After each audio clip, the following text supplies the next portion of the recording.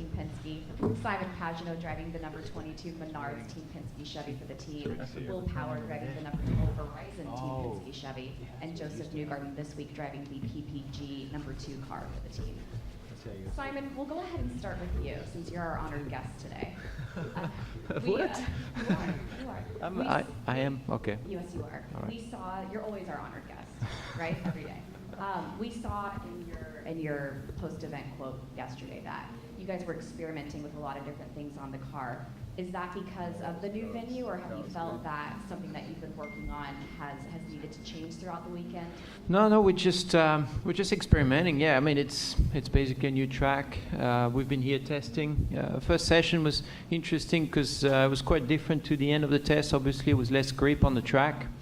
So in practice too, we had to try something we wanted to try. It wasn't the right timing with the red tires, but we were able to revert back and find our ducks in a row again. So I'm very pleased with the car. I think all three of us are pretty happy. But it's there's 20 corners, so you just have to put it all together on that one lap with the red or the black Firestone tires, and that's the trick part. But that's what's fun as well. To yesterday, fastest in practice. Well, you mentioned that tire wear is going to be really important around this track. Can you explain that a little bit to us and why this particular track seems to lend itself towards that? Yeah, sure.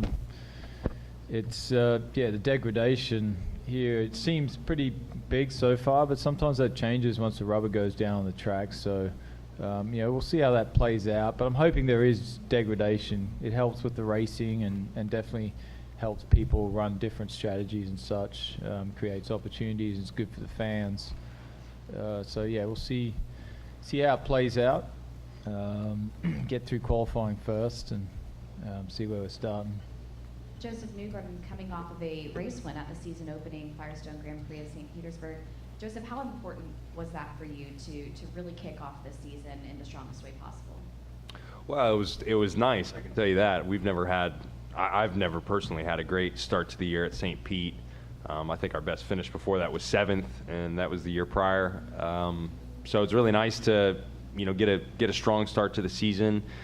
I don't think it's everything. How many times have we seen Dixon, have a strong run at the end and win a championship? And I think for us, when we won in 2017, we had sort of a soft start too.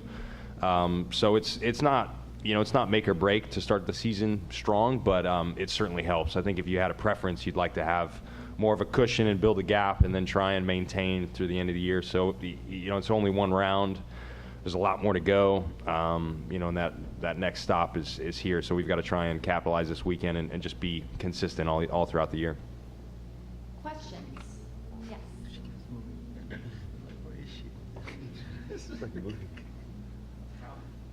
Maggie, ESPN Albuquerque. Josef, I know yesterday you alluded that you did find some speed since the spring training. And it's really for all three of you guys, where have you found this speed and what changes have been made? Well, it's everything really. You got to put it all together. Chevrolet's, I think, made some progress for us. They're always looking at how we can be better, and I think we've taken a small step on the engine side. On the chassis side, we've continued to evolve and make that better. It seems like people struggled a little more with sort of the quickness of the sessions. When at the open test there was a lot of running. You had a lot of time. You could put a lot of laps together, and that's what tightened up the field. Yesterday it was a lot more jumbled up, and I think we thrived a little better in the shortness of the sessions. We were able to quickly get up to speed. So hopefully that carries over to today.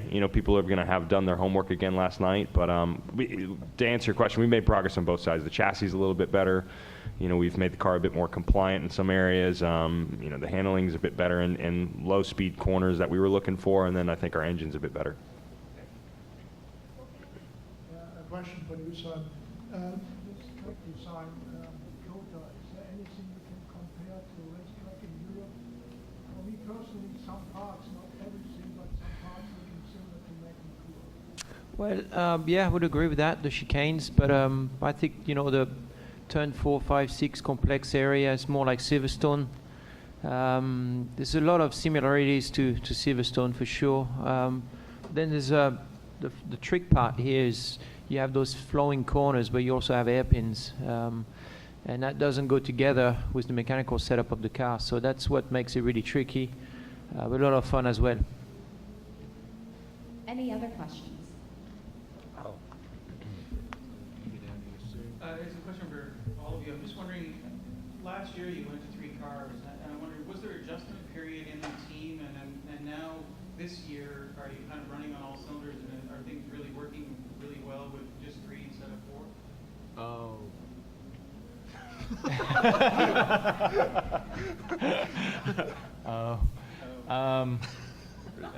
Yeah, I don't know. I mean, the more cars you have, the more information you have. Sometimes it actually becomes too much information to digest between sessions. So 3 cars is a pretty good number, but you always want more.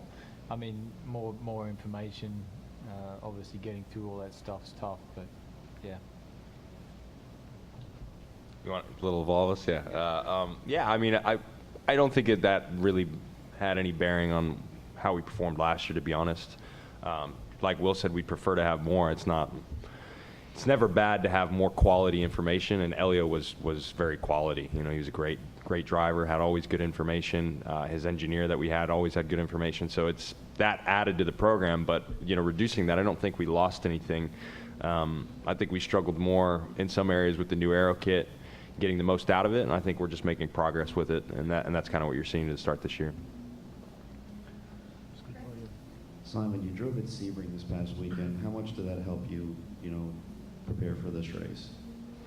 Not really. I mean, it's no, there's no advantage, no disadvantage. It's you just have to readjust to another car, another sitting position, different buttons on the steering wheel. But car is a car, It's at the end of the day, it's 4 wheels and an engine, a steering wheel, and you just got to extract the best you can out of it. So, to me, just being in the car every week is good, just for the brain. Eye-hand coordination's also, improved with it. But for me, it's just good to drive. I just love to drive, and sports cars allow me to just drive in a race situation, and that's what I love doing. So it was good for those reasons. But some others don't like to have to readjust. But it certainly didn't cause any problems. At a track like this, there's a lot of wide open flowing corners, turn 9, 19, where the track limits are being pushed. Now, Will had mentioned yesterday that you want some track limits there. The way the track was designed, what do the rest of you guys think? Hot topic, really hot topic right now. Yeah, I'm in favor of track limits as well. The track was designed a certain way. I think there was a reason. It's a really tough corner when you have track limits. If you don't have track limits, you're running off wide. You're actually facing the guardrail. It's not as safe, and it's just not designed that way. It's actually bad on the car as well, because you're really bottoming pretty hard. But at the end of the day, the rules are the rules. They tell us where we have to go. We go where they tell us to go. So it's the same for everybody at the moment. So it's just you got to do the best you can with what you have. Yeah, I think we're cognizant of IndyCar's position with it too. They have some difficulties trying to give us what we want. I think for us, all 3 of us, we want track limits. It makes it easier in some ways when you don't have track limits. It takes away some of the difficulty of having to get that corner right.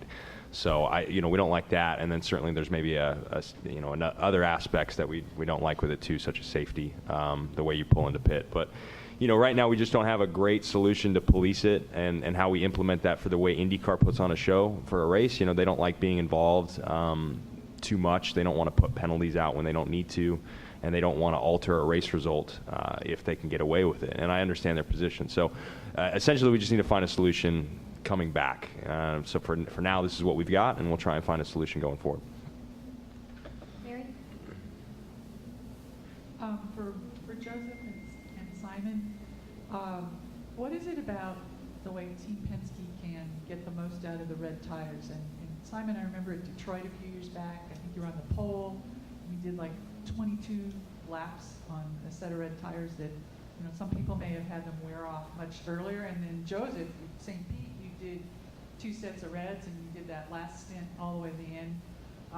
And some people said those tires would go off 20 laps or earlier. So how do you guys, what is it about your setup on the car that you can make them last? I don't know. I think at St. Pete people just weren't brave enough to run the Reds. But I think they would have been okay. You know, even my other teammates didn't run them, but I think they would have been okay on them. And I think a lot of people actually would have been okay on the Reds. So, I mean, we've got good cars without a doubt, and you know, whatever's in our magic setup that allows us to run the Reds, we're definitely not gonna tell you. But yeah, we look after them okay. So part of our strategy, I guess. Yeah, I mean, it's you know, I guess the team works really hard over the winter to try to understand how the tires work, and it's our job basically to extract the best out of the tires. And certainly, it seems like we're easier than other teams on the tires, but it also means that we're not as good on cold tires as they are. So, you know, it's a balance, and the team is doing a really, really great job at extracting the best out of the Reds in many situations. Obviously, Will is a perfect example of extracting the best out of the Reds in qualifying for years. Too many? Yeah. Yeah, he's not here. So, but yeah, it's certainly one of the strengths of the team. The magic recipe, we keep it to ourselves.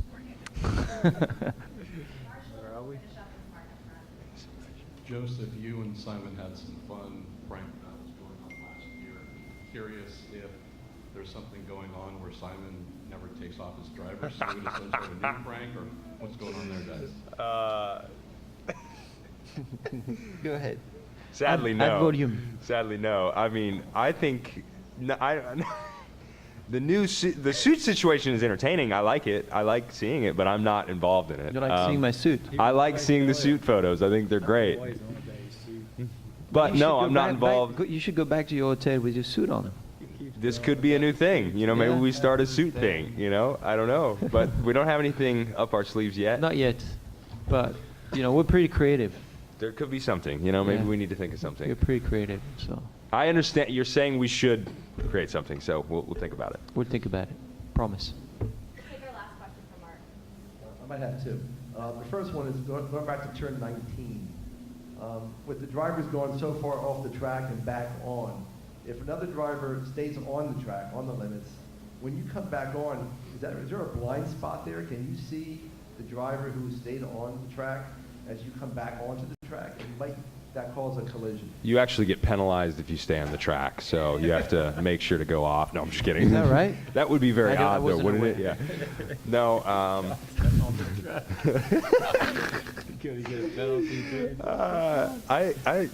I'll let you take it. I just wanted to make the joke. I don't know. Actually, I haven't been in that situation, but I can only imagine the only issue would be if someone's going to the pits and actually taking the off-track limits, which there isn't any limits, but if you go off-track and come back, you're still going to have to slow down more than usual in the corner, and the guy behind you might not know that, so that could create some issues. But again, we don't make the rules. We just drive, and that's what we're supposed to do. And the second question, last question, is you mentioned tire degradation. Is it so bad that we're going to do a lot of marbles, and will that hurt passing during the race? No, I don't think so. I think it like all the passing zones kind of it's on the inside anyways where you need to pass. So no, I mean there will be marbles, no question. But I think most of the passing here, because the entries are so wide in those hairpins, people are going to dive, you know, to the inside, and all the other marbles get swept outside. I'm sure if you tried to go side by side with someone, you get pushed out, and you would lose the position. It won't be different than what we've seen at like Road America, for instance. You know, so there'll be marbles, but you can race with them. Guys, thank you so much. Thank you.